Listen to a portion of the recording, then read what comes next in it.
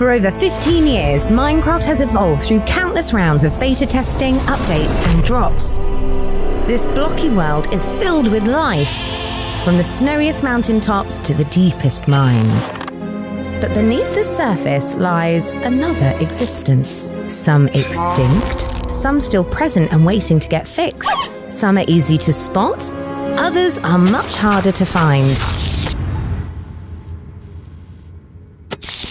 A few have passed by unnoticed, while others have affected the game forever.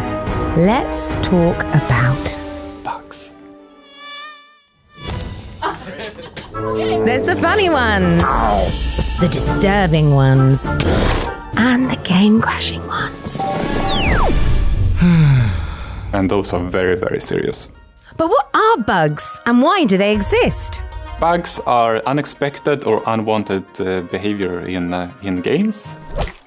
And they happen because of accidents while programming. We are all humans and we make mistakes. It can happen for a number of reasons. Every time we add something new to the game, we risk it not interacting with something as we'd expected.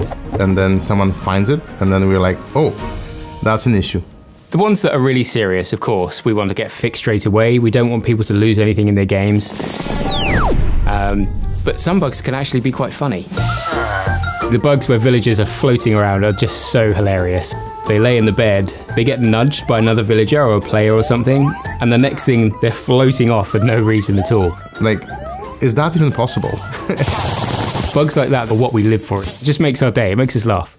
When I started working on Minecraft, I didn't really know exactly how everything worked, and I wanted to add a new mob, so I added a squid. The best way for me to do that was to copy an existing mob. So I based the squid on the cow mob, but I forgot to remove the milking behavior. So for a while you could actually milk the squid, which was a bit silly and also not the intended behavior. And then, again, the squid was my first mob, so I managed to add more problems to it. And one was that in the way I made the movement code, the server and client wouldn't agree on where the squid actually was. This caused the behavior that you would sometimes see squids flying around in the air, and it was the flying squid bug. Some bugs have, of course, affected the game more than others. For example, the booster rail minecart bug. When you put a minecart next to another minecart, the bounding boxes would overlap, which would push the minecarts next to each other.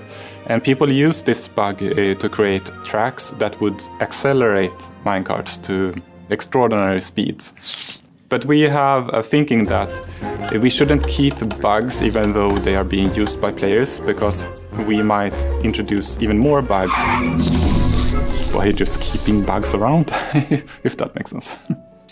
So we fixed the bug and replaced it with a powered rail, so you can now intentionally create booster tracks. So basically the bug exposed the need in the game for a particular feature, and that feature was added as a proper feature rather than a bug. Each and every bug has the chance to change Minecraft, and hopefully for the better. There are bugs that are almost as old as the game itself. One bug that was reported very early was the bug 2025, that mobs would sometimes glitch through blocks or glitch through walls. And we've tried to fix this bug many times. Our developer Panda4994 fixed that from his phone at the strike of midnight on New Year's Eve for 2025 while he was watching the fireworks. The bug number 2025 was fixed January 1st, 2025. How could we miss an opportunity like that? So there's quite a few bugs in the game.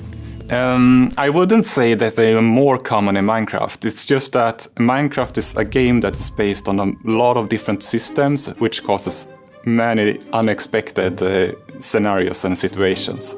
Give to that as well the fact that we have so many people enjoying the game. There are going to be so many different ways that players are building things, setting things up, different play styles. And that includes finding new and interesting ways sometimes to break the game. With a game as big as Minecraft, it takes time to scour every corner of the overworld in the hunt for bugs.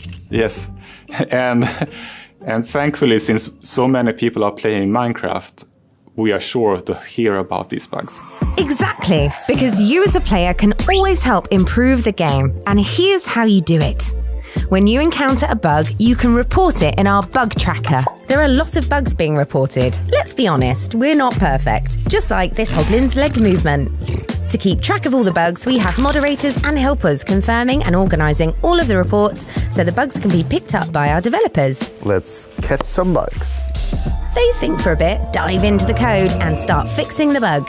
You can follow their work through the changelog in the bug tracker. When the bug is fixed, we release an update and voila, the bug is gone. Then we move on to the next one. The way we track bugs for Minecraft, I feel, is very unique and special. We do see it as an opportunity to not only improve the game, but also hear the voices of each and every one of our players as they report bugs to us. And they really are the heart and soul of our bug tracker. We are very grateful for all the effort and time that people spend on reporting bugs. And now we've updated our bug tracker, and we can't wait for you to report more bugs to us at bugs.mojang.com. Job done.